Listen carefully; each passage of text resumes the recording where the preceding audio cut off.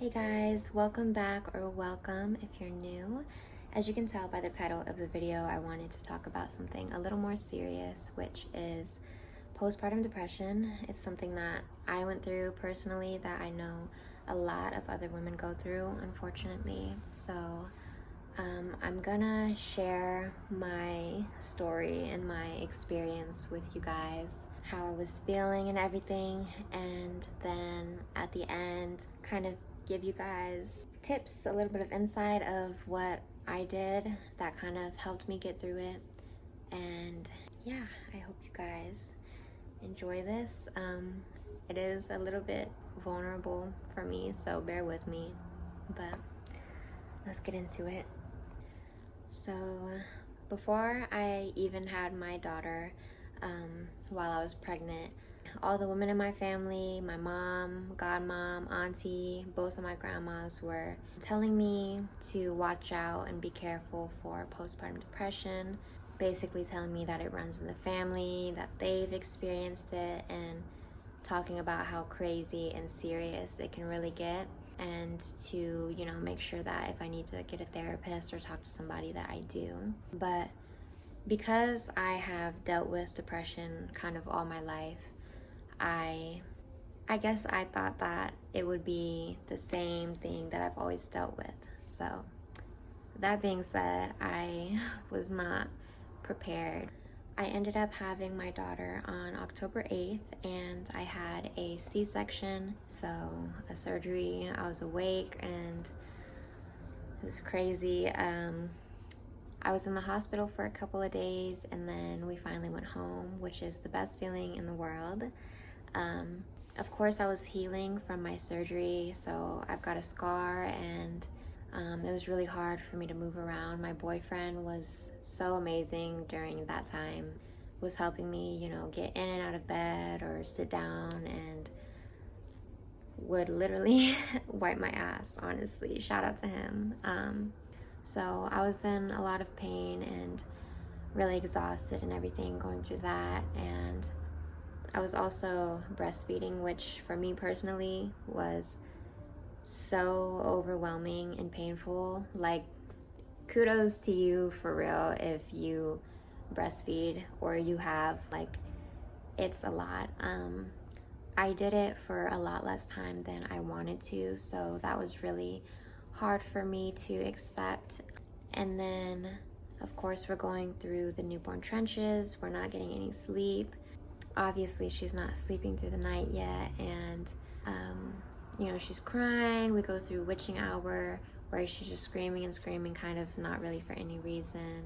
And on top of that, the stress of families, in-laws, friends, people who want to come and see the baby before we're ready. That was really, really stressful for me. I was really, really emotional about everything. But of course, like, I'm her mom, like duh, like, of course I'm gonna be very, very particular and very strict about the way that I want things to be done and stuff. So dealing with all these different things on top of just being new young parents, and a lot of relationships tend to struggle when there's a big change like having a baby. So honestly, mine did. We did hit some bumps in the road, and yeah, there was just so much going on. And of course, after you have a baby, like, my hormones are all out of whack, my nutrients are all depleted, like, things in my body, even in my brain, like chemically, are just not up to par. And things just slowly kept kind of falling apart and getting worse. I was just not feeling very good. My self-esteem was shot, like rock bottom, non-existent. I kind of hated myself. Like, I did not like what I saw in the mirror. I was so unbelievably mean to myself. Like, you have no idea what I went through, even with just me, like me just constantly, you know, I hate this about myself and I hate this about myself, and just being so torn about it, like being so heartbroken and crying my eyes out because I hated the way that I looked and I hated the way that I felt. And that was a lot. And on top of everything that I was feeling and everything that I was going through, I felt really alone. And I felt very, you know, obviously I have people around me, I have family, I have, you know, her dad is still in the picture, we're together and everything, but I felt so alone, and everybody was on different pages, and I wasn't being treated with, you know, love and care and support and gentleness. So things ended up getting really bad, and I had a pretty bad night in December, and I actually I was offered and I voluntarily accepted to get some help, which was just me getting taken to a mental health facility and in the middle of the night. And when I got there, I talked to this first lady, and she asks why I'm there and everything, and I tell my story and I explain, and she gets up and she's like, oh, so and so, I think you should help her, like you could probably relate more. And I was like, how fucking insensitive can you be? Okay, but anyways, after that I had talked to the other lady, she got me checked in and everything. They took my phone and I went into the room where like the doors are locked. They got like, you got to use a key card or whatever, and there's a bunch of, you know, like sections with a recliner, and I don't sleep through the night. I just am up thinking and everything, and there's like 3 other guys in the room. One of them is knocked out, I think, like just sick and maybe depressed, and then the other guy was definitely like drunk, and I think, you know, was dealing with something in his head. He almost got into a fight with the police officer when it was time for him to go, and was kind of talking crazy. And then the guy who was on my side of the room, even though there was not supposed to be any guys on my side of the room, he had been asleep most of the time, and then he woke up and was talking to the workers, trying to figure out when can he leave, when are they going to talk to him, when are they going to see him, all these things. And he's barefoot, I don't know, he's talking about his problems and everything. And then he's like, okay, like fine, I'll just go back to sleep, wake me up when they're ready to come and see me. So he's walking over to the bed, and we make eye contact for a split second, and then he just turns around and darts the other way and busts the door down, like broke the door, and the security had to come and like try to fix it, and he was gone. Like he ran off barefoot. It was cold out there, so he was just barefoot running out in the cold, and I was just sitting there like, how did I get here? Like I'm not supposed to be here, I don't think so. That in itself was a lot. Like it was so much for me to digest, that I, you know, where I was and what had happened to me the night before and everything. And the reason that I was there was because somebody that I love thought that I was just crazy, that I was just losing my mind, and you know, didn't understand what I was going through and didn't understand how much pain I was in. They just, you know, they just assumed like, she needs help, like go get some help. And it was really hurtful to me. But you know, the truth was that I was just hurting so bad. I just needed somebody. I just needed help. I just needed love and support and to be understood and everything. But anyways, that happened. I ended up going home the next day, and not too long after, a few weeks later, I had actually ended up losing my grandma. Right before Christmas, I had found out on Christmas. So all the stress of being a new mom, dealing with postpartum depression, and then losing my grandma, and you know, obviously things were just not looking so bright for me. I was like, is this like, you know, I didn't know what to think. I really genuinely thought that I wasn't gonna make it through. And then, you know, my daughter is growing up. She's starting to roll over. She's starting to crawl and do all of these things, which is wonderful. And then there's the new year, and still dealing with, you know, problems with family, you know, relationship problems, and just so much going wrong. And then I also ended up losing my grandpa, actually just a couple months ago, and that one was also a very, very, very big hit for me. But I actually just went to the funeral last month, and you know, I've been back now for maybe a month. So as you can see, it has been a roller coaster, to say the least. And I honestly didn't even share all of the details of how insane things were and the way that I was feeling. Like, it was really, really dark. But I'm 9 months postpartum now, and even though some of these things were still pretty recent, I am feeling a lot better. I am feeling significantly better and different than I was in November, December, and, you know, even the first couple months of the year. So things are just now turning around for me, and really, really getting better, to where I can actually see and feel a difference. And I still have my bad days. Like, I had a couple bad days last week, a few days ago. Like, I definitely still have my bad days. I definitely, you know, still have things that I dislike about myself. I still get really sad. I still cry. But I am so, so grateful to be where I am now and to feel the way that I do now.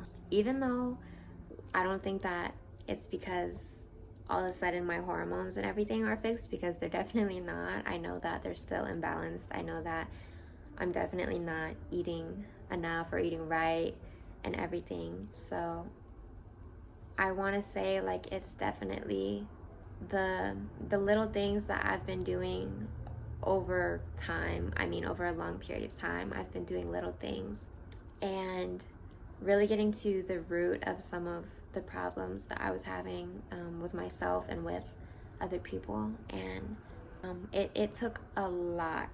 It took a lot of fighting, a lot of crying, a lot of, like, please.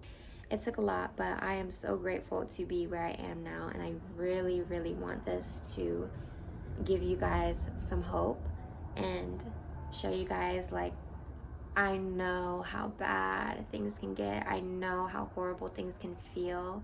I know how scary it can be to not know when you're gonna see the light at the end of the tunnel. But I promise you, it's gonna get better. I really, really do.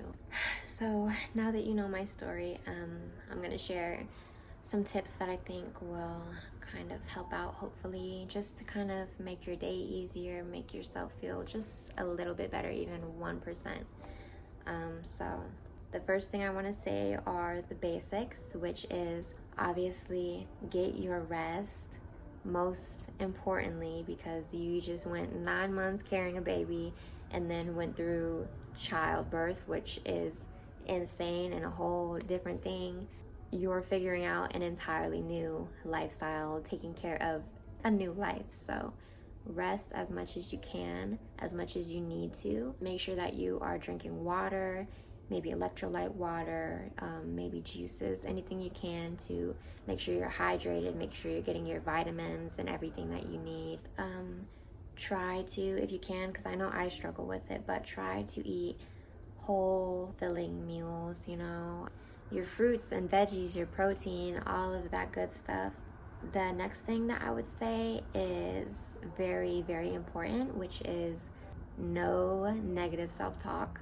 I know that it is a lot easier said than done, but That is a huge no, okay? Because I was like the queen of it, and obviously it didn't do me any good. I still sometimes fall into it and I have to catch myself and fix it.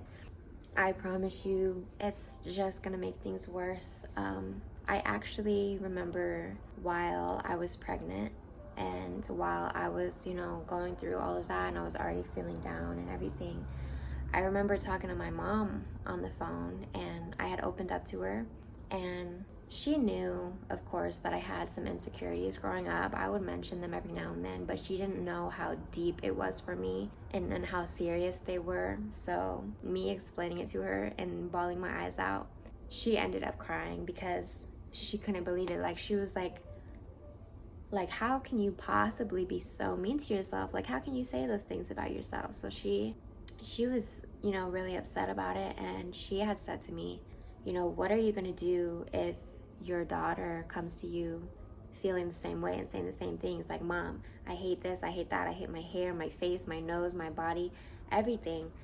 And on top of that, like, she got those features from her parents, two people that she loves. She got it from you.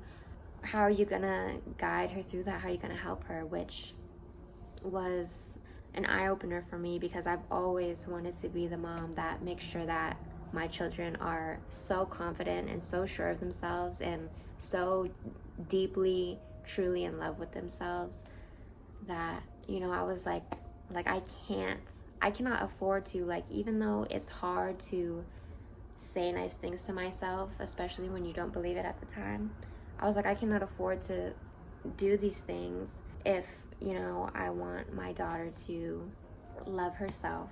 I have to show her that through myself. I have to look in the mirror in front of her and be like, wow, like, I look so beautiful. I feel so beautiful today. So that is something that I feel like you should keep in mind if you kind of get like that, is really consider like you think that your child is beautiful, like, look where they got it from. So that's another thing. And then, of course, you should be honest with yourself. From the very beginning, if you start to feel like you're even getting that way, you're starting to feel like you might be experiencing postpartum depression, be honest with yourself about it, and be honest and open up to somebody, a therapist, your parents, your partner, anybody that you can and that you trust. Open up and tell them how you're really feeling so that you can go from there and get any of the help that you need. Another big thing is to be kind to yourself. Be so kind, gentle, patient, loving, the same way that you would treat somebody that you absolutely adore. Like, for me personally, I know that people that I love, like my boyfriend, for example, I cater to him. Like, are you feeling okay? Did you drink enough water today? Did you eat anything? I would never let him talk down to himself and be like, oh, I can't do this. I forgot to add this. Sorry if you hear the background noise.